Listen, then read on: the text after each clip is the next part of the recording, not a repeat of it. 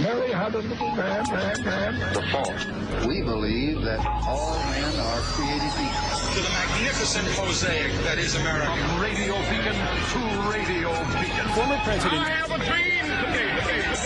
Change has come to America. Believe me. Help is on the way. Knock, knock. Who's there? It's a figment of your imagination. Randi Rhodes Show. Turn up your mind. $364 million Friday, you bastards. Oh, yeah. Former President Trump awaits a ruling that could force him to pay hundreds of millions of dollars and bar him from doing business in New York, the city where he built his fortune. Thousands of people employed, and now I have to come and justify myself to you? Yes. Trump has repeatedly denounced the case, attacked New York Attorney General Letitia James, who brought it, and disparaged Judge Arthur Engoron, who has already decided Trump conducted a decade's worth of business with fraudulent financial statements that exaggerated his wealth and overvalued his properties. It's a 1-2 punch for Trump. The ruling in the civil case is expected a day after a judge set Trump's first criminal trial for March 25th. Oh, my God. I'm going to have to sit here for months on a trial. I think it's ridiculous. It's unfair. Trump looked on as his attorney complained the timing would make it impossible for the former president to campaign. But the judge said that's no legal reason to delay putting Trump on trial over allegations he tried to hide from voters, accusations of a tryst with porn actress Stormy Daniels, and his attempt to buy her silence. Trump's federal election interference case had been scheduled to go to trial first, but has been delayed by appeals. And overnight, Trump again asked the U.S. Supreme Court to put the case on pause, arguing special counsel Jack Smith is rushing to trial so he can secure a conviction before the November election. If convicted here in New York, Trump would be running for president as a felon. And if he wins, he would not be able to pardon himself. Happy Friday, you bastard. Happy $364 million civil fraud award Friday, everybody. I just, and he's banned from doing business in New York City, in New York State, actually, for 3 years. For 3 stinking years. And there's some orders in here about people not lending to him. You know, you can't lend to him for a while. It's a beautiful thing. He's going to be livid. It's going to be, he must be like throwing ketchup at the wall right now. He must be, it's like, the whole day, yesterday too, it's been like Trump on trial on the TV. It's like Trump on trial is like Malcolm in the Middle. Like, it's not a bad show. It's not bad. It's not bad. It's not everybody's thing, but it's not bad. You know? I mean, this is finally something that resembles, feels like, tastes like, seems like, looks like, maybe it's related to, in a weird way, 6 degrees of separation from justice. And why do I say it like that? Because it's been a long time coming. We have been waiting. You know, the Stormy Daniels thing, the fraud that was committed by, against us, actually. The reason why the Stormy Daniels thing was funneled through law firms and Michael Cohen had to go to jail for 3 years and all this was because that was election fraud too, right? That was disguising what was a campaign finance expenditure as a payment of a retainer for Michael Cohen, the lawyer. It was fraud. It was fraudulently characterized as being payment for Michael Cohen's retainer when it was really a payment to Stormy Daniels to keep her to tell her to shut up about it because he didn't want us, the voters, to know about it so close to the election. So that's why it's fraud, okay? Because when you and this whole business fraud case that was just first of all, Judge Engoron had determined that Donald Trump was liable for committing fraud at the Trump Organization months ago. And then we had the second portion of the trial, which was the damages portion of the trial. And of course, Donald Trump early on waived the jury trial request. He didn't want a jury trial because Donald Trump felt like he couldn't find a fair jury in New York. And so he didn't want a jury trial. He wanted the judge.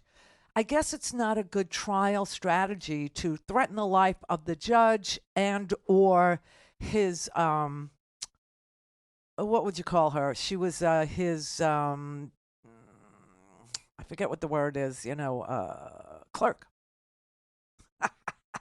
There's so many stories in my head right now. Yeah, he threatened the life of his law clerk because he didn't like where she sat in the courtroom, which was on the bench, like beside the judge. She sat there. And he had a problem with the seating. He had a problem, as if it was something at Magaloco, with the place cards being out of place or some such crap. And so because he objected to the seating arrangement that Judge Engoron prefers in his courtroom, Donald Trump then began to threaten, within an inch of her life, the law clerk and Judge Engoron. So if anybody ever is on trial for, $400 million worth of business fraud, I would suggest that you not do as Trump did. You not do as he does. You not insult the judge. You don't threaten the life of his law clerk. Do you know what I mean? It's just now as a strategy, it's not great, not the best. Just saying.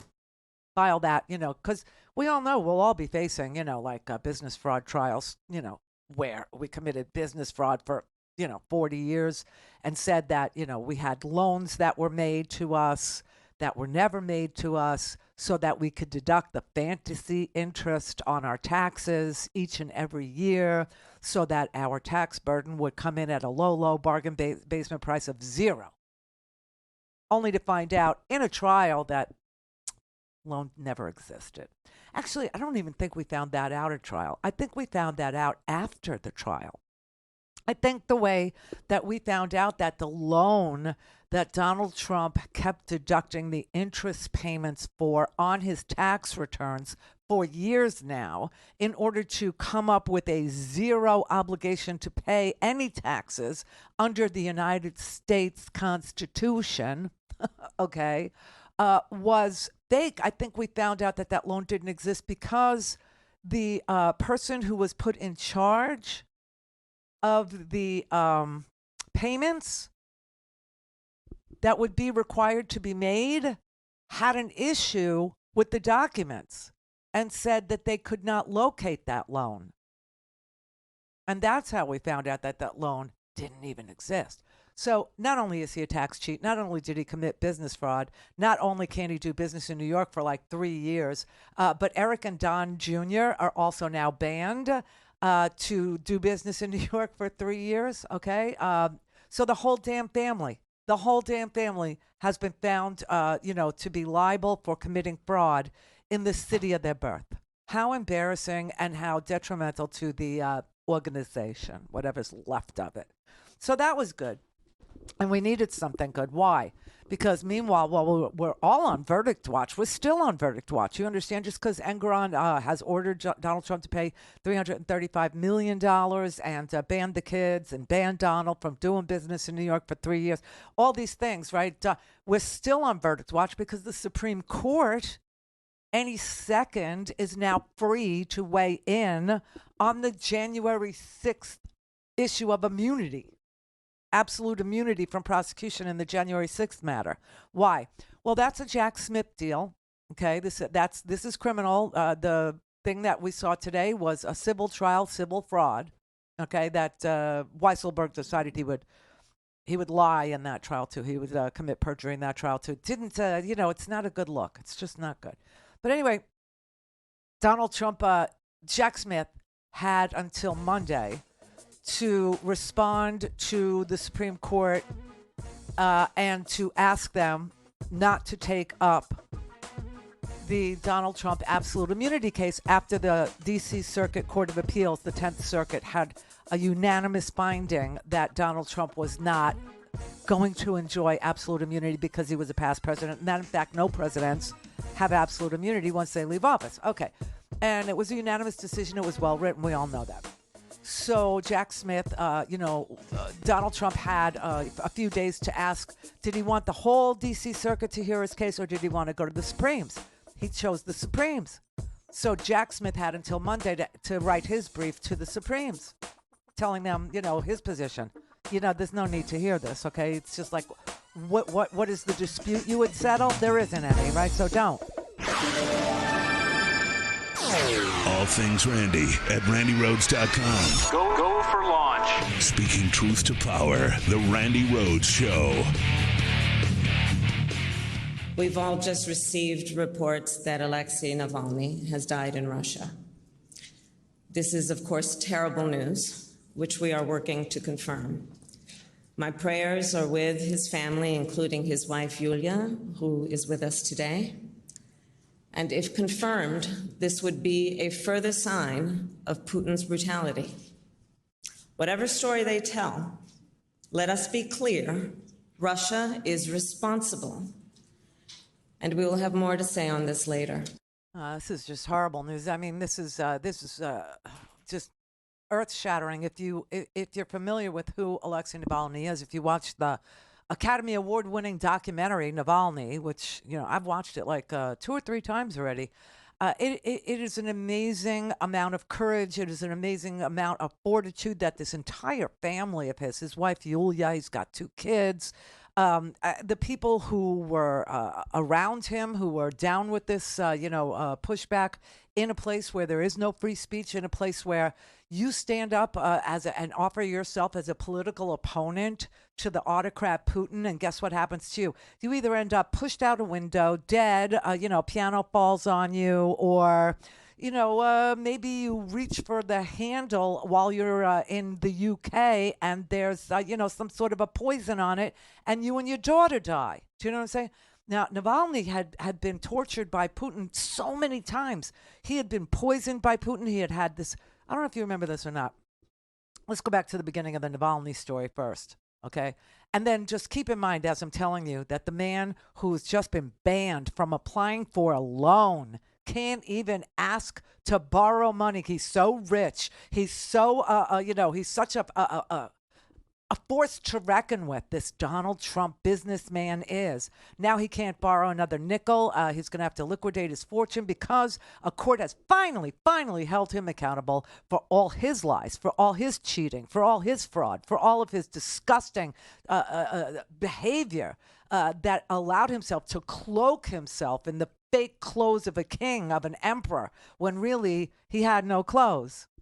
Do you get that parable now? I hope you do. Anyway, keep in mind that Donald Trump wants to be Vladimir Putin. He really does, as I tell you this story. So when Putin actually took himself out of the presidency for a year, took a little breather there, right, and put Medvedev in charge of Russia for 1 year. That was about 2011. That's when Alexei Navalny decided that he was going to run for office. He was going to run to be, the Russian president. And what really was shocking to Putin, because Putin, of course, was going to retake the throne a year later, right, and stay there and never leave, was how many people supported Alexei Navalny. How many? And Alexei Navalny ran on an anti-corruption platform, much like Zelensky in Ukraine. And so, of course, they had to say Navalny was everything under the sun. He was a Nazi and blah, blah, blah. But why would they pay any attention to this Alexei Navalny guy in the first place? Why didn't they, why did they take him seriously? Well, of all the people that get followings in Russia, Navalny literally captured the imagination of the people in the same way that Zelensky had. And just people started to show up at his rallies. People started to, be convinced that he understood the plight of the ordinary Russian, that he understood that they were being stolen from, that there was so much corruption, and that if you weren't on the inside ring of Putin's circle of, largesse, that you could starve in not just the suburbs of St. Pete and the suburbs of Moscow and these Stalinist buildings that I was able to see for myself because, yes, I fled. Remember, I told you I took a couple of subway stops. I wasn't supposed to. And I saw what was, outside of the main city. I was talking to my friend who immigrated from Cuba years and years ago. Okay, she came here as an 18-year-old. She's my age now. Okay, Estella. And I was just talking to her, and she goes, Randy, what they do is they put makeup on a certain, square footage, a certain, spot where tourists might come if they ever opened up to tourism, or where, heads of state might come if they were coming to see your capital, whatever. And then once you leave that circle of makeup, okay, what's left is like the, oh my God, grinding life of an ordinary Cuban or an ordinary American, right? And then I said, yeah, and Haiti too. She goes, oh, don't even talk about Haiti. Don't even talk about it. So that's what goes on in Russia, too. And you know what's really sickening is Tucker Carlson is over there, and he knows this. He knows it. He knows that if you leave Moscow, where the tourists go, or if you leave St. Petersburg, the area where the tourists go, right, that what you find are these old 1950s Stalinist-built apartment blocks. You've seen what Ukraine looked like after it was bombed, right? You saw the apartment blocks. Those were luxury buildings next to what Russia looks like. And the streets are filthy, okay? And there's so much graffiti on every single brick building. 10 people live in one apartment. I mean, it's really bad. It's grinding. It's really ugly. Anyway, that's what, Putin is in charge of, right? And so Navalny was able to literally speak to and get ordinary Russians to listen to him, pay attention to him. And for some strange reason, he was the guy that broke out from the pack. And 100,000 people or more were showing up to his rallies. 100,000 people or more. And that is something Putin cannot have. Putin cannot have protest in Russia. He's facing some now, a little bit, because the Russian wives want their husbands back. Some of them perhaps have not been told that they've been used as cannon fodder and are never coming back. I don't know. Others of them see their husbands deployed for, 2 years at a clip, and their husbands might be in their late 40s, early 50s, and they're like, he's tired. You understand? Send him home. So he can't afford to piss off the Russian mothers. Okay, this is something that he's afraid of. But look at Navalny getting 100,000 people to show up. That's a threat. So Navalny became a threat in about 2011 to Vlad. Navalny was going all over the world at this point, and one of the things that Putin did to Navalny early on was he literally threw green dye. I don't know how many people will remember this, but he took like green dye and threw it at Navalny's face because he thought that if he dyed Navalny green, he would not be able to use social media. He would not be able to do YouTube videos. He wouldn't be able to talk to the Russian people because he would be too ashamed or embarrassed because he was green and wouldn't do. And Navalny was like, F you. F you. And he said, and he explained why the green and why it was done. And he was like, no, it's not going to keep me from doing what I'm doing here because Russia deserves to be free and prosperous. Russia deserves not to give all its money to the government, only to see that money given to, Vladimir Putin's, mob buddies, who then, kick back to him. Then he was in Germany, and I think everybody will remember, he was poisoned with Novichok, a nerve agent, a Russian military nerve agent. And he had to recover. He was near death in a German hospital. Miraculously, he recovered. He was placed under arrest in Russia, and he went back to Russia knowing he'd be jailed. Call in, connect. To speak to Randi, call 561-270-3844. 561-270-3844. As Russia's leading opposition figure, Alexei Navalny piled pressure on the Kremlin and put a target on his back. Born in 1976 in what was then the Soviet Union, Navalny trained as a lawyer and rose to prominence as a political blogger. In 2011, he started the Anti-Corruption Foundation, which exposed the extravagant wealth of Russian officials, including President Vladimir Putin. The biggest thing that Putin is afraid of is public discontent in Russia, and that is why it's so afraid of opposition leaders. Navalny's and Putin's stars were intertwined. As Putin tightened his grip on power, Navalny became a leading figure at anti-government protests. We will force them to live by the law because we hold the power here, he shouted. He was arrested countless times and turned attacks to his advantage. In 2017, after announcing his intentions to run for president, Navalny was attacked with green dye twice.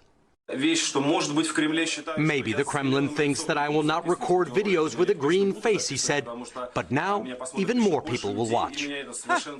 In 2019, as Navalny's anti-corruption foundation gained support nationally, police raided their offices and arrested several activists, including, of course, Navalny.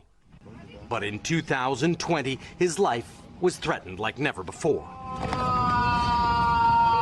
On a plane traveling from Siberia to Moscow, Navalny became deathly ill. He fell into a coma and was put on a ventilator. While recovering in a German hospital, investigators revealed he had been poisoned with Novichok, a Soviet-era neurotoxin.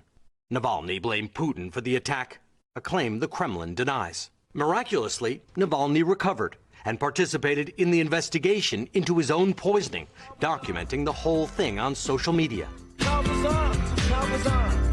Despite the threats against his life, in January 2021, Navalny and his wife Yulia voluntarily returned to Moscow, where he was immediately arrested, ostensibly for violating the terms of a 2014 embezzlement case. Once in jail, he was tried and sentenced to more than 9 years in a maximum security prison. Navalny said the charges were politically motivated. But even behind bars, he found ways to make his voice heard, using social media to protest the Ukraine war and needle those in power. His legacy is one of defiance, a constant thorn in the side of the Kremlin. Unbelievable. I mean, the bravery of him, the courage of him, it's really pretty amazing. And, you know, like when he was in Germany and the Novichok incident happened and he recovered miraculously in a German hospital that was able to document the Novichok. He actually did not have to go back, but he wanted to go back. He knew he'd be arrested, and he just said, you know, look, it's my country, and, you know, I'm going to do everything I can for my country. And he went back, and, of course, they arrested him.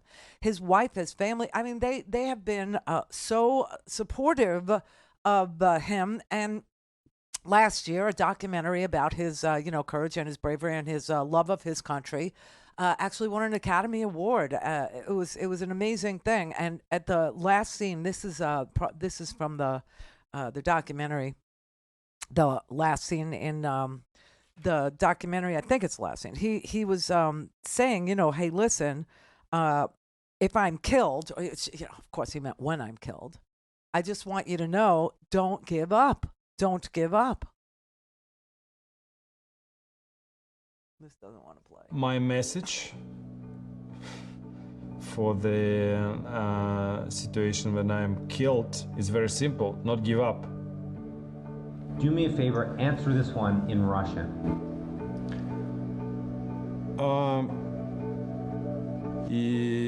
Listen, I've got something very obvious to tell you. You're not allowed to give up. If they decide to kill me, it means that we are incredibly strong. We need to utilize this power, to not give up, to remember we are a huge power that is being oppressed by these bad dudes. We don't realize how strong we actually are. The only thing necessary for the triumph of evil is for good people to do nothing. So don't be inactive.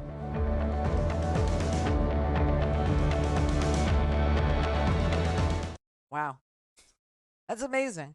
That is amazing. So the only way evil can you know, actually do its thing is if good people do nothing. So there's something to learn from you know, Alexei right there. If I'm killed, don't give up. Don't give up, everybody. His wife Yulia. There's a Munich conference right now happening in Germany, and she is there, and so is Kamala. That's where Kamala released the early morning you know, announcement, the sad announcement that Navalny had died in prison. And you know what's amazing? This totally amazed me. So, I mean, according to all sources, this particular clip right here, this is very short. This is Alexei Navalny in prison yesterday. Yesterday. Ваша честь, я жду, я вам отправлю номер своего лицевого счета, чтобы вы с вашей огромной зарплатой федерального судьи подогревали мой лицевой счет, потому что деньги... So, I know he's speaking Russian, but does he look like he's near death's door? Does he look like he's ill? Does he look like he's sick? Does he look like, you know, a man who's got, you know, minutes? Yeah, no, he looked pretty healthy to me, and that is dated yesterday. That was dated 15/2/24, which would be February 15th. In the rest of the world, in the United States, no, it's we don't have 15 months. Everybody go, what month is 15? Yeah, but he looked pretty healthy to me. So the official story now from Russia is he went for a walk, and he just collapsed, and they administered CPR. I don't know who they are, and then they called for a medical, guy to come to, where he was. He was in a above the Arctic Circle, above the Arctic Circle. And if you've ever, gone down any of the rabbit holes that are available on the YouTube, on Russian Arctic Circle towns, some of them are called like the coldest place on Earth. Okay, if you ever, if you haven't done that, you should do it, because there's places on this planet that are just bizarre, and people literally, like few of them, but people literally live there. They live there. Some are indigenous people. Others are living in a prison camp. Anyway, Navalny, remember in December he disappeared? Nobody knew where he was for about 3 weeks. Everybody was looking for him. It turns out that the Russian government said, he didn't disappear. We were moving him to a Stalin-era work camp that's located above the Arctic Circle. And he had been traveling there for the whole 3 weeks, and they didn't tell anybody who could report out to you his whereabouts that they were doing this, and that's why you couldn't find him. It's like a Where's Waldo for 3 weeks. Okay, so now they say he's there. That's where he is. He started to complain about having stomach pain. And then all of a sudden he apparently goes for a walk where it's minus 28 degrees Fahrenheit right now and collapses. This is the Randi Rhodes Show. To speak with Randi, dial 561-270-3844. That's 561-270-3844. Let's remember, yes, Alexei Navalny was a young opposition leader, mostly focused on anti-corruption. And what corrupt leaders fear the most are foundations, his anti-corruption foundation that was focused on that. And back in 2011 and 2012, when there were hundreds of thousands of people on the streets of Moscow, I think a lot of Americans and maybe most of the world have forgotten that. But that's when I was ambassador. There were hundreds of thousands of people rallying at Navalny's demonstrations, anti-corruption and for democracy. And it was, I think, important to remember that there was a time when millions of people supported people like Mr. Navalny. He ran for mayor in the following year, in 2013. He was not allowed to campaign. He was not allowed on TV. And he gained almost a third of the votes. So he was a popular leader that, remember, Putin tried to kill him before. He poisoned him very clearly. He was shipped out of Germany. They barely survived. And on that moment, he finally recovered. Many people said, Alexei, do not go back. I was in touch with him right before he flew back. But he said to me, Mike, this is my country. I'm not going to let this guy chase me out of it. And as he arrived, they put him in prison. They arrested him. He's been in prison ever since. And that the conditions under which he's been living over the last several years have been worse and worse and worse. And gradually that, I think, well, let's wait till we see all the autopsy and all that. But let's be crystal clear. They were slowly killing him, and he was killed today because he was the greatest threat to Putin's corrupt rule. And I don't know if you realize this or not, just so you're aware, next month, March, is when Vladimir Putin's, I don't even know what to call it, his election? What do you call that? What do you call it? His installation, where he gets 98% of the vote? Yeah, next month is the Russian election that's going to reinstall Vlad by, I don't know, 91, 92, maybe 98% of the vote. I don't know why he had to kill him. Obviously this was done earlier, meaning Navalny had been complaining about, he went on a hunger strike in prison when he was first put in prison, when he first returned from Germany after the Novichok poisoning, and nobody expected him to survive that, but he did. So, not to be confused with the other guy that died of polonium poisoning. See, this is what Vlad does. I mean, so you kind of he kind of leaves fingerprints on the people that he kills. He either throws them out of windows, pianos fall on their head. Some of them are poisoned with polonium. Others of them are poisoned with Novichok. Right. But he was complaining that his after this is way after he started eating again. That his stomach was killing him. And his wife, Yulia, and, there are other people that actually check on him all the time who are allowed to visit him in these Russian gulags, right? But this one was up in above the Arctic Circle. And they still were going up there to check on him. And that's how we found out he was missing. Anyway, his stomach was killing him, he said. So people feel like he had been poisoned with a slower acting poison. And that's why, he's dead, but that the date of his death was not something you could predict. It was just a slow, disgusting, painful, poisoning death. Because that's what Vlad does. That's what he does. So, I mean, here's a really sick thing. Pro-Putin journalists, like Tucker Carlson, is over in Russia, and you know that he's been posting these crazy videos of the fabulous Stalin-era subway system, which was built with the tax money of the people that Stalin was actually murdering in the tens of millions during the Stalin era of Russia. Russia's always been a dank, dark, disgusting, a very depressing place. In fact, if you go there, you will never see more despairing people than in Russia. People are miserable there. They are just so unhappy there because there's nothing to be happy about. They don't hope that things will change. They have surrendered to the idea that for the duration of their lifetime, Vladimir Putin will be their president. Nothing will ever change. Nothing can ever change. Russia is never going to change. It's been this way since, Catherine the Great, and it's going to stay this way. Okay? It's never, ever, ever going to change, even though it attempted to during Catherine. Catherine, sort of said, oh, we'll free the serfs. We'll give them, and we'll educate the women. We'll educate people. We'll give them education. And then she realized, oh, crap, once they start thinking for themselves, they go after the monarchy. They don't want to see all the money go to us. Oh, crap. All right, never mind. But the people currently in contemporary Russia, they have absolutely no hopes and dreams for a better future. I mean, it's not something that they can foresee. Okay?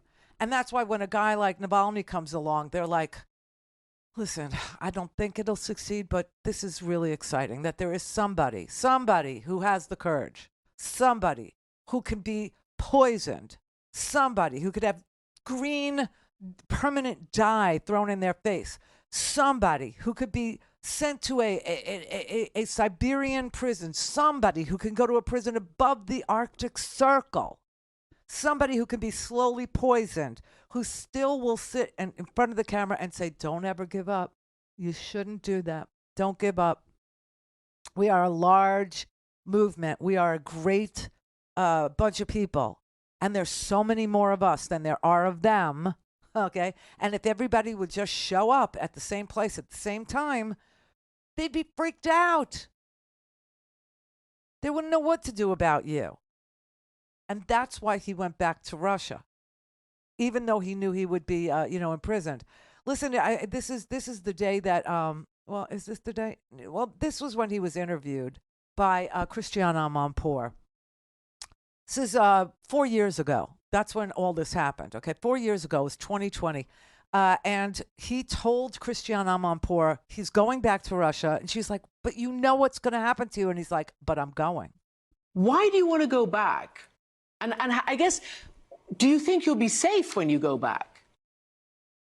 Well, I don't think that I can have such a privilege being safe in Russia, but I have to go back because I don't want these, groups of killers exist in Russia. I don't want Putin be ruling of Russia. I don't him being president. I don't want him being czar of Russia because, well, he's killing people. He's the reason why the whole country is degrading. He's the reason why people are so poor. We have 25 million people living below the poverty line, and the whole degradation of system.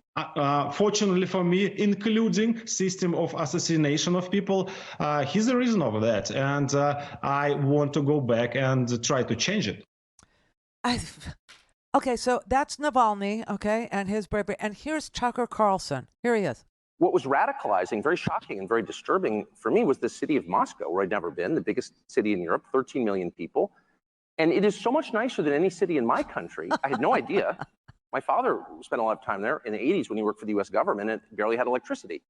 And now it is so much cleaner and safer and prettier aesthetically. It's architecture, it's food, it's service. In any country, city in the United States that you have to, and this is non-ideological, how did that happen? How did that happen? And at a certain point, I don't think the average person cares as much about abstractions as about the concrete reality of his life. And if you can't use your subway, for example, as many people are afraid to in New York City because it's too dangerous, you have to sort of wonder, like, isn't that the ultimate measure of leadership? And that's true, by the way, it's radicalizing for an American to go to Moscow. I didn't know that, I've learned it this week, to Singapore, to Tokyo, to Dubai and Abu Dhabi. Because these cities, no matter how we're told they're run and on what principles they're run, are wonderful places to live. That don't have rampant inflation, where you're not going to get raped. Sir, excuse me. What is that? What is that?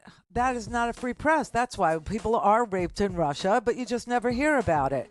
The food in Russia is disgusting, first of all. Okay, it's really vile.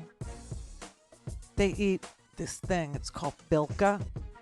It's a little like, it's not quite a sardine. It's a little fish, though, like a sardine. And they put that, the little bilka, on a piece of pumpernickel, brown bread, and that's lunch. What is he talking about? Again, if you go outside of Moscow, outside of St. Petersburg, okay, it's grotesque. People, now Navalny, tell you, this is why people are so poor. All the money goes to where Vlad goes. Okay? He lives in a mansion. They live in a hovel.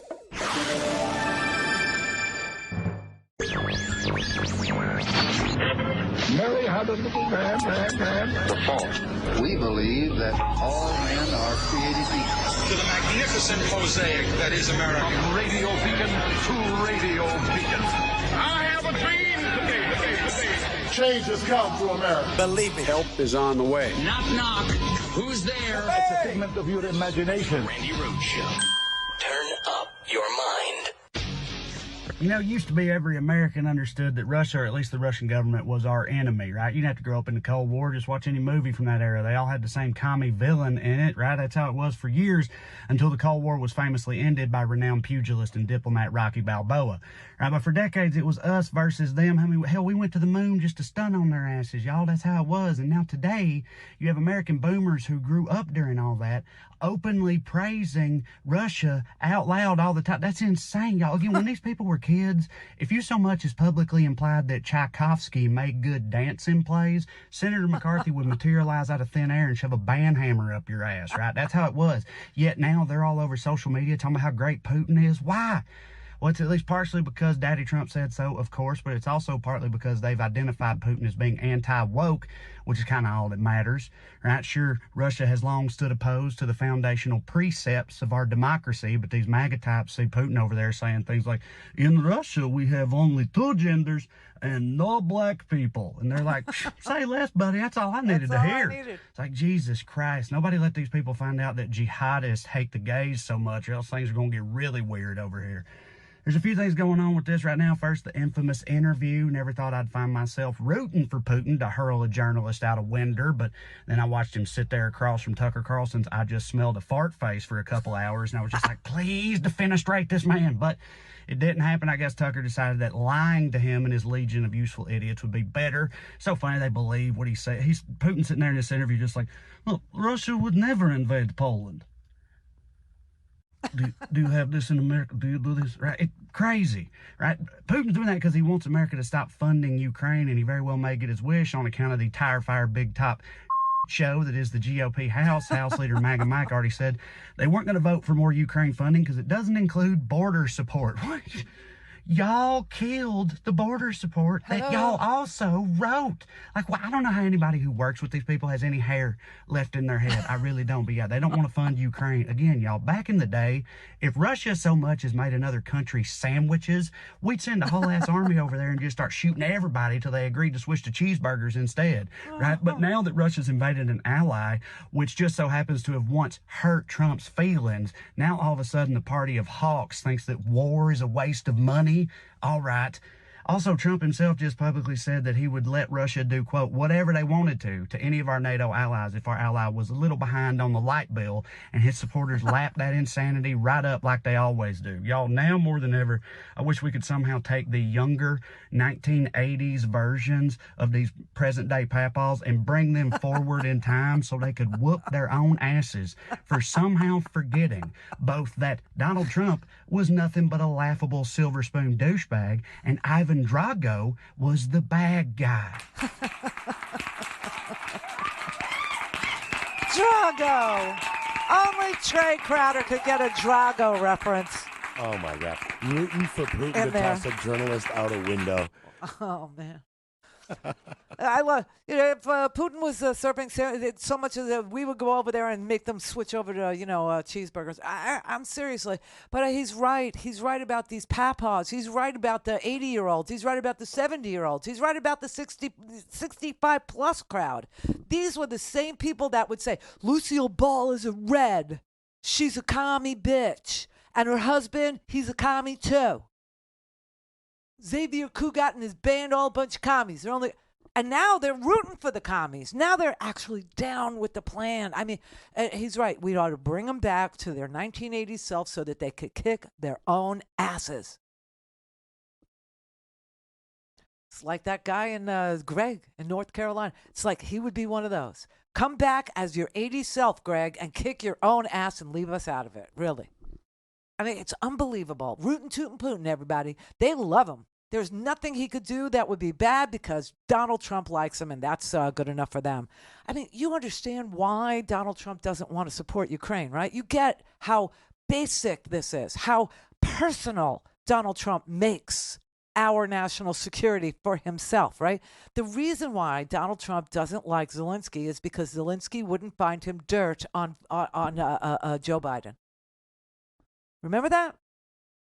The Ukraine call, the first impeachment of Donald Trump, had to do with a perfect phone call in which he literally threatened Zelensky with not getting American support if Russia invaded him, okay, unless he found him dirt on Joe Biden. And nothing has changed in Donald Trump's mind or in MAGA world about the validity of Zelensky and the democracy that is Ukraine. So what did they do? They run out there. I mean, Vladimir Putin is still out there saying the same damn thing. You know, when Tucker, our own personal propagandist in the, in the, well, he's not mainstream media anymore. Now he's like, I don't know, a space on Twitter. I have no earthly idea. But so when he went over there to interview his hero, his lifelong love partner, Vlad, he neglected to ask Vladimir Putin, like, where is Navalny, or how is Navalny, or, like, why do you keep killing people that run against you, right? And he was called out on this, okay? He was called out on that. I'll use the devil's advocate. But advocate away. Yes, okay, I'll tell you. You should challenge in the rules of an interview, and you're a master in your business. It's not for me to give you a lecture about that, but you should challenge some ideas. For instance,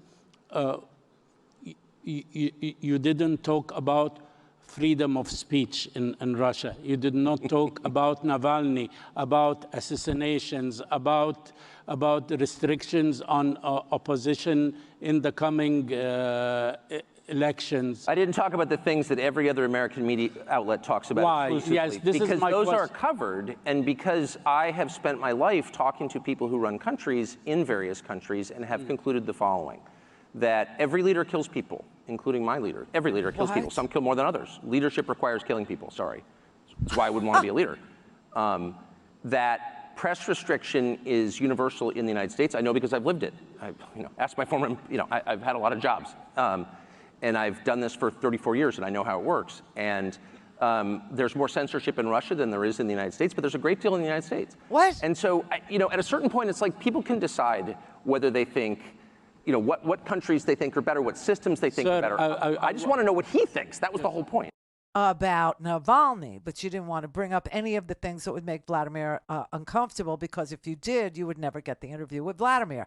And I'm pretty sure you had to submit your questions in advance to get the sit down with Vladimir, and you had to agree that you would not make Vladimir uncomfortable and ask him about anything, including the invasion into an unarmed nation called Ukraine, the bombing of maternity hospitals, or the death of, well, he wasn't dead yet, but the imprisonment of Alexei Navalny and the assassination of every single person who's had the temerity to run against Vladimir Putin. I'm sure Tucker Carlson had to agree to be a propagandist in order to get that sit down, because Christiane Amanpour, who is a journalist who, with the respect of the entirety of the world for her work over the last 40, 50 years, can't get a sit down with Vladimir Putin. None of the BBC journalists, none of the Guardian journalists, none of the independent journalists, no one can get a sit down with Vladimir Putin except for Tucker Carlson. So why would that be? How did that happen? Because he guaranteed him that he was going to prop him up, make him look good, and he showed him the questions. And none of the questions were going to be difficult to answer. And you know what Vlad did? He abused poor little sucker Tucker. He abused him. Know what he did? He treated Tucker Carlson to it's like a 45-minute to an hour lecture about the gripping topic of Russian history and how Vlad still thinks that Russia is the Soviet Union and that no one has won their freedom. No one, not Estonia, not Lithuania, not Latvia, not, Ukraine, certainly not Ukraine. No one, none of the Russian countries that are independent democracies now are free to be that. They belong to him, Putin. All things Randi at RandiRhodes.com. Go for launch. Speaking truth to power, the Randi Rhodes Show. Like millions of people around the world, I'm literally both not surprised and outraged by the news. Reported death of Alexei Navalny. He bravely stood up to the corruption, the violence, and all the bad things that the Putin government was doing. In response, Putin had him poisoned. He had him arrested. He had him prosecuted for fabricated crimes. He sentenced him to prison. He was held in isolation. Even all that didn't stop him from calling out Putin's lies. Even in prison, he was a powerful voice for the truth, which is kind of amazing when you think about it. And he could have lived safely in exile after the assassination attempt on him in 2020, which nearly killed him, I might add. But he was traveling outside the country at the time. Instead, he returned to Russia. Returned to Russia, knowing he'd likely be imprisoned or even killed if he continued his work. But he did it anyway, because he believed so deeply in his country, in Russia. Reports of his death, if they're true, and I have no reason to believe they're not, Russian authorities are going to tell their own story. But make no mistake, Putin is responsible for Navalny's death. Putin is responsible. What has happened to Navalny is yet more proof of Putin's brutality. No one should be fooled, not in Russia, not at home, not anywhere in the world. Yeah, I don't think very many people are, except very, very, very, very, hero worshiping miscreants out there who just no, it can't be. It can't be that Tucker Carlson is sucking the behind of a man who would kill a freedom fighter. Or as Donald Trump calls them, suckers and losers. Suckers and losers, everybody. Like, why would he sacrifice his life? Why would he do that? I would have stayed in Germany. I wouldn't have gone back there. I don't go where I'm not wanted. What?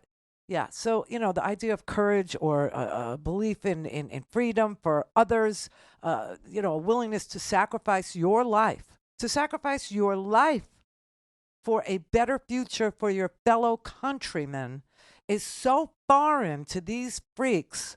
And at least Donald Trump, still lives in America where he can be ordered to pay up in a fraud trial decision that holds him responsible for at least $355 million worth of fraud.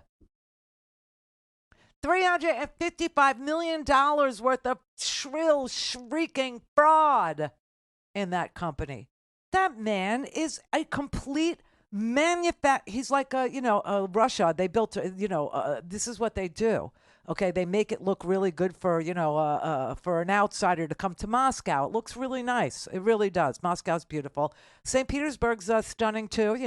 Catherine's palace is there, her winter palace, all this stuff. Beautiful, just stunning, very pretty. You leave the Potemkin village, the fake place that's built to make you think it's a prosperous country. And you find out that all their weapons are like from the 40s and the 50s, and they just have a fresh coat of paint on them, and that their buildings are crumbling, and the only thing that's holding them up from the inside are like, a couple of metal struts. Do you know what I'm saying? Like, it's all a Potemkin village. It's a fake place built just to bamboozle you, just to make you think Russia is doing well. And its people are, eating three squares. It's still the potato thing. You understand? Russia is still a potato place. And, the vodka, you can buy a bottle of vodka there for like $1. You can. But it's the cheap stuff. It is. It's like the tango of screwdrivers.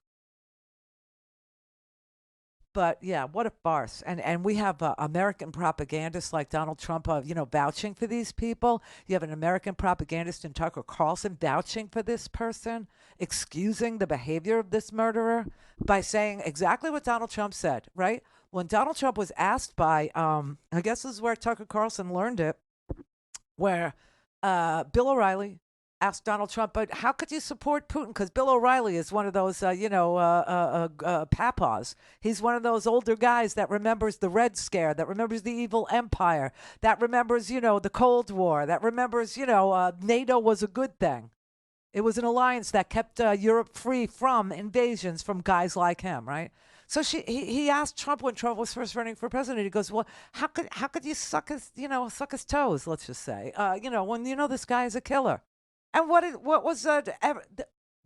you think? We're so innocent. We're killers too. I'm so glad you brought that up, because when Tucker gave that response, when questioned about Russian atrocities, social atrocities, moral atrocities, he said everybody kills. And then he took it a step further. Everybody gets lied to. Everybody No, what he said is leaders all kill. Right. That's why you want to be a leader. That's how perverse it got. That's how ugly he sank. That's how low he went. That's why you want to be a leader. You want to be a leader so you can kill people. I got this via juries. Sometimes juries kill people too. They will adjudicate the ultimate punishment and take a man's life. It doesn't make them killers, does it? No. It's just like, wow, this extrajudicial killing thing that Duterte and Putin and, Orban and some of the most autocratic psychos in the world carry out simply because they don't like you is fine with him. He can't, Tucker's mind is so shot, or he's willing to go so into the propaganda that he isn't willing to understand that juries actually kill people sometimes too, but it's part of the law, and that Putin randomly kills people and it's not part of the law. You know what I mean? Because there is no law. This is a guy who's insisting that he is all about free speech. Elon does it too. They're all about free speech. but they will actually prop up Putin, who doesn't believe one whit about free speech. Whenever he sees a bunch of people getting together, waving a sign that's counter to him, he has the police come and whisk them away. You saw all this when the Ukraine war first started. Remember when it first started? And Russians were out on the street and they were pro-Ukraine? Do you remember that? And the police were called out and people were just being, like taken away. They were just being arrested willy-nilly. They were just, wherever they were and whatever part of Russia that they were, trying to say, no, Ukraine needs to be free, they were just totally whisked away. There were videos about it. You could see it on the street. Tucker Carlson, the free speech guy, he's over there saying, the word is countenancing it, but he's over there saying, well, America doesn't have free speech either. Are you freaking kidding me? You got to recommend to people that they take ivermectin instead of, following guidelines that were put out by virologists, people who study transmissible viruses. You got to tell them that maybe you could put bleach inside the lungs and clean them out. People did that, and one guy drank fish food because one of the ingredients was ivermectin, and he died. His wife, and Tucker didn't lose his job. What? Free speech. So sick, so sick. Well, everybody kills. Everybody kills. I mean, you want to be a leader because you want to kill people.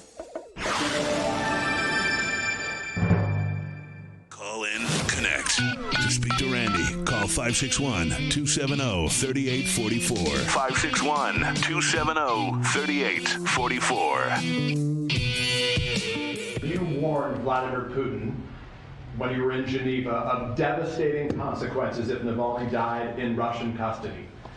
What consequences should he and Russia face? That was 3 years ago. In the meantime, they faced a hell of a lot of consequences. They've lost and or had wounded over 350,000 Russian soldiers. God. They've made them in a position where they've been subjected to great sanctions across the board, and we're contemplating what else could be done. But what we were talking about at the time, there were no actions being taken against Russia. And all that's transpired since then. Can you say whether you're looking at increasing sanctions on Russia right now? We're looking at a whole number of options. That's all I'll say right now. Yeah, he sounds like he's out of it, doesn't he? I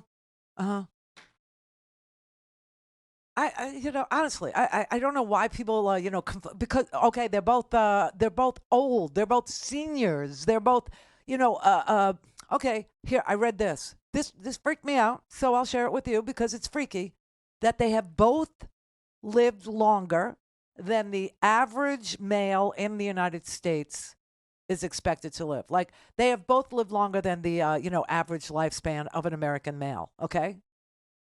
Creepy, freaky. But I don't know why we have a political system in these United States that is so offensive, okay? And it is. And nobody wants to change it. God knows we've talked about it 1,850,597 ways to Sunday. That as long as we have an electoral college system the way that we do, we will always get two candidates, that could win, and the parties and the money are going to pick them. And that is the way it is. That is our country. And, I've wanted to change it for the longest damn time, but nobody wants to amend the Constitution. Nobody's in the mood to do it. Nobody knows how to do it. Nobody wants to do it. Nobody wants to wade through it. 2/3 of the states in this country will never agree to amend the Constitution to end this system that we have. So, knowing that that is the system in which we toil, we're always going to get two people. And out of 350 million plus Americans, we got these two. One is a decent man who outlived the ordinary lifespan of an American male and will be 81 years old on Election Day. The other one could have gone to school with him. Okay, they could have been high school friends because the other one will be 78 years old on Election Day and isn't a decent or truthful person. He is a scumbag. He's a fraud. He's a liar. He's a cheat. Nothing is below him when it comes to self-aggrandizement or self-preservation. Nothing. He doesn't care who lives or dies. He is Vladimir Putin. He is Viktor Orban without the authority, and he wants it. He wants that authority. He wants the authority to kill. And that's why Tucker Carlson is planting that idea in your head that leaders all kill. And that is why they want to be leaders, so they can kill. Very sick, very sad bunch of people on the Republican side of things. Very, very strange, very 180, very mind-blowing, mind-numbing even, just very, very, authoritarian and fascist, just to say what it is. And they're going to try. They're going to make, this is it. This is, this election now is the last-ditch effort to take it and turn it into fascism. And if they don't, you know how I feel about it. I feel like if everybody takes this seriously, meaning this election, and shows up and does their tiny little civic duty, the smallest of things. I'm not asking you to be poisoned in Germany and still come and surrender yourself knowing you're going to go to jail in a show trial for nothing. I'm not asking you to do that. I'm not asking for that kind of courage or bravery or any kind of courage or bravery. No. I'm saying do the littlest civic duty, and when the ballot comes to your mailbox, or when the ballot comes for early voting, or when you have to go to the ballot, or when you have to go to a school or a church to cast your ballot, I'm asking that you do it, because if you do it, Trump has no chance. None.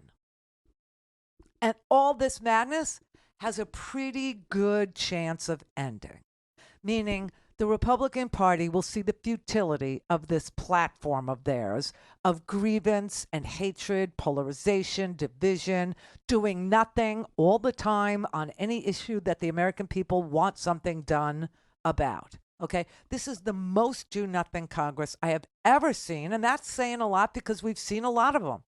Mostly when there are Republicans in charge. Mostly when there's, Republicans in charge, they do one thing and one thing only, and that's they pass a tax cut for the upper brackets, for the corporations and the richest Americans. And then for the remainder of their time in Congress, the remainder of their time in the presidency, they do nothing. They do nothing but criticize, point, make you angry, tell you what's wrong, and do absolutely zero to improve it, fix it, even to suggest a solution to the problem.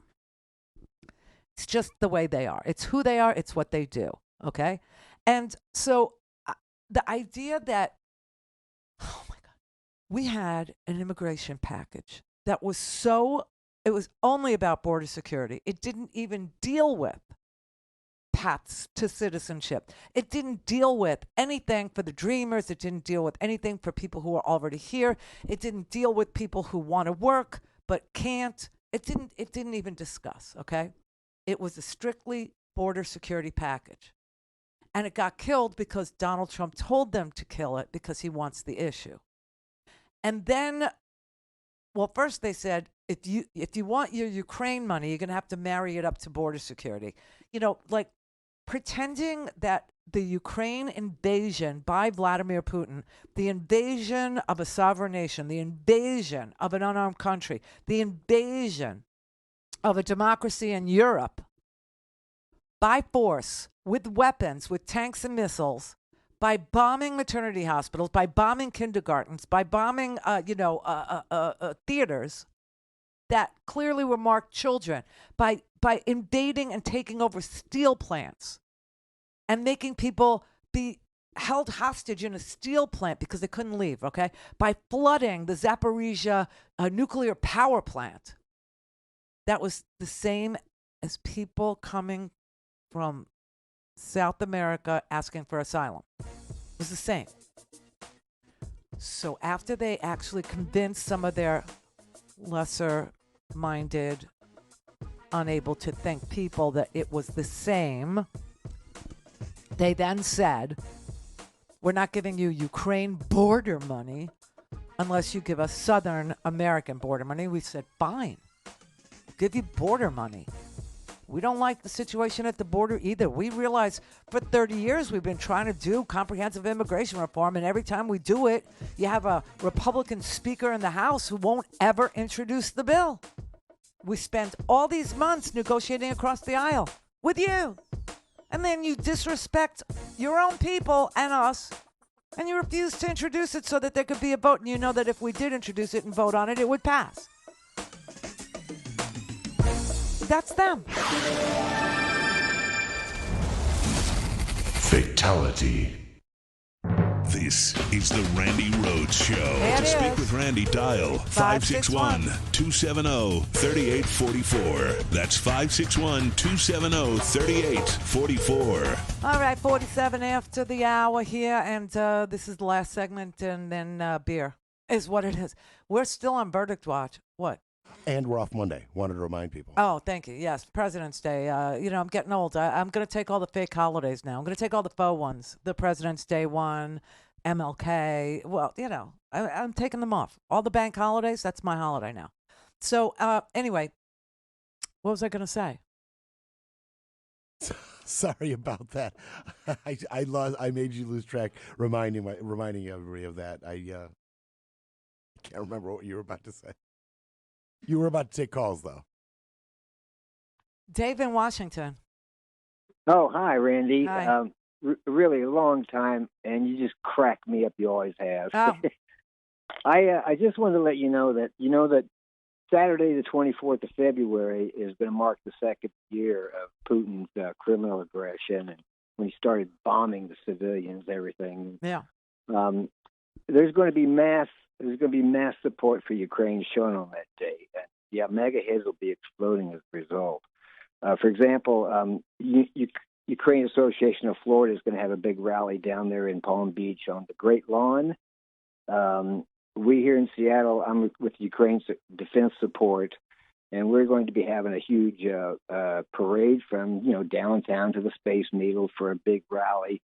But there's going to be rallies all over the country, and in Canada, from Montreal to Houston, everywhere. There's going to be a huge showing of support for Ukraine, and these will be some of the best and brightest progressive.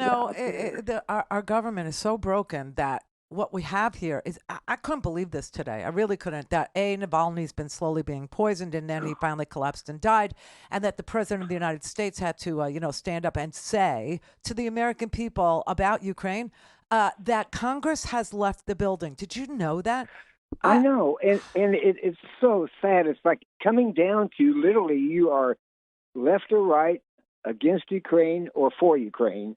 And it's terrible, and I think. But how did it become? How did freedom become a left thing minus the right? How did defending democracy against an evil empire become a left thing and not a right thing? I don't understand these people that were totally anti evil empire. Were now all of a sudden they're for Putin, to the point where They play games with our national security. We gave them a border bill because they said that the Ukraine issue was a border issue, okay? And so we said, okay, fine. You want to twist your brain into that? Okay, no problem, because we don't like what's going on at the southern border. It's been broken for a really long time. Let's fix it. And they didn't want it because Donald Trump told them no. So we separated out the Ukraine money. And you know what they did? They went home. They're gone for 2 weeks. They're gonna see a huge mass support for Ukraine, and they're gonna all be. They don't care, but still. They don't care. You know what you're talking when you say they? You know what you're talking about? You're talking about Marjorie Taylor Greene. You're talking about one person now. Any one right-wing maniac in Congress can vacate the chair, can move to vacate the chair. Okay? And so Congress doesn't work anymore. Yeah. Can I say something else? We collect medical supplies and equipment. Of course, we have a donate button, but to fund our purchasing tax. Who is we? Tasks. Ukraine Defense Support.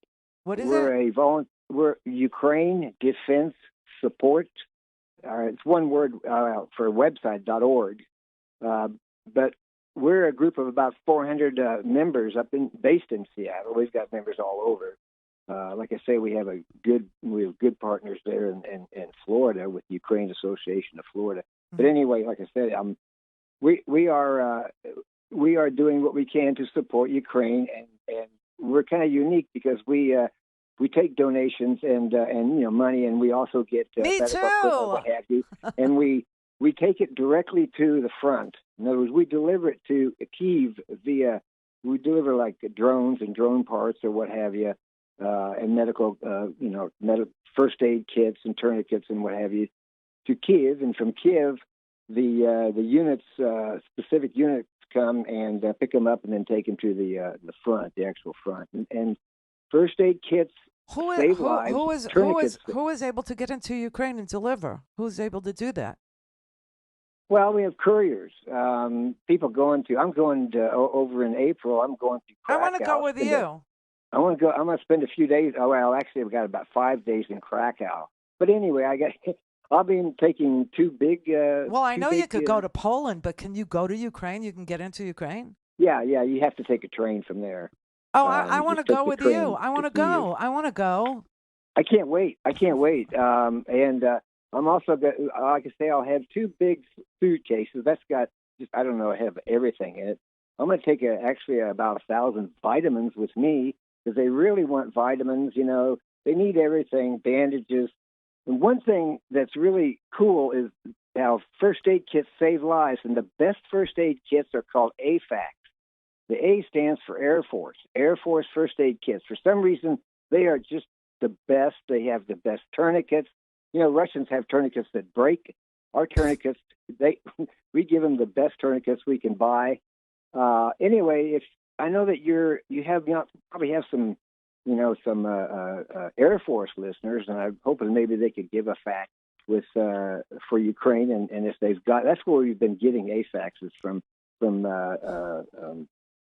Air Force veterans and some other people on bases. And that's, like I say, one of the ways we help and support Ukraine. All right. Well, Ukraine. Listen, I'm gonna go because you got other callers and the show is just about over. But what is it? UkraineDefenseSupport.org. Yeah. All right. Yeah. Well, thanks, Dave. Appreciate the good work. Bless you, dear. Please keep up the good, funny work. You keep it up. You're the man. The website looks great. It says there that they've raised around $250,000. Brother David in Kansas. Great. I want to go to Kiev with Dave. Quote, everyone says corruption is everywhere, but for me it seems strange to say that and then not try to put the people guilty of that corruption away. End quote. Rest in peace, rise in power, Alexei. This is a fraught day for me, sister. It started with that $350 million woo in New York, and then this. We're still on verdict watch, though, And we are still on verdict watch. That is correct. What we have here that we're still waiting for is the Supreme Court. Obviously, Jack Smith had made his brief. The Trump people have responded, so that's complete, and the Supreme Court could rule any minute now, any second, anytime they want, about whether or not a president, former, has absolute immunity from prosecution for crimes he commits while he's president. So that's kind of one of the things. And the other one is the Fani Willis disqualification hearing is over. Wow. Did you see that they actually, these disgusting human beings on the other side, they called Fani Willis's father? Unbelievable. I couldn't believe they called him to the stand today to testify about whether or not he told his daughter that she needs to have cash in the house at all times. And he said, listen, the guy he told great stories. Not that he was supposed to, he was testifying, but he managed to get a story in about how he was offered a fellowship at Harvard. Yes. And he was in Cambridge, and he tried to use his American Express card to pay for lunch for him and his kids, and they wouldn't take his American Express card. So he whipped out his Visa, thinking maybe they don't take American Express, right? And they said, no, we don't want your Visa. We don't want a credit card from you. He goes, well, I could write you a check. No, we don't want a check from you. Well, how about traveler's checks? No, we don't want travel. And he had to pay them. The bill was like $9.90-something. He had to give them a $10 bill. It's the only thing that they would take from him. And he goes, and I don't mean to say that this is a black thing because I really don't want to be racist. He goes, but it is a black thing, and that's why we always have cash. Exactly. Disgusting. It is beyond disgusting. There are still more of us. This is the election. We are a generation away. I know, but listen, if Kiev becomes a great Russian city, you will only have ourselves to blame, truly. Truly. So, like I said, it's ridiculous. And Biden, just in case you didn't hear it, he was shocked today when he found out that they went on vacation. It's about time they step up, don't you think? Instead of going on a 2-week vacation. 2 weeks. Oh, my God. They're walking away. 2 weeks. What are they thinking? My God, this is bizarre. And it's just reinforcing all the concern and almost, I won't say panic, but real concern about the United States being a reliable ally. Oh, my God. This is outrageous. So to compare these two men is such a disservice to the United States of America, our national security, our position in the world. One of those things, one of those old men is not like the other. Choose wisely. Happy President's Day.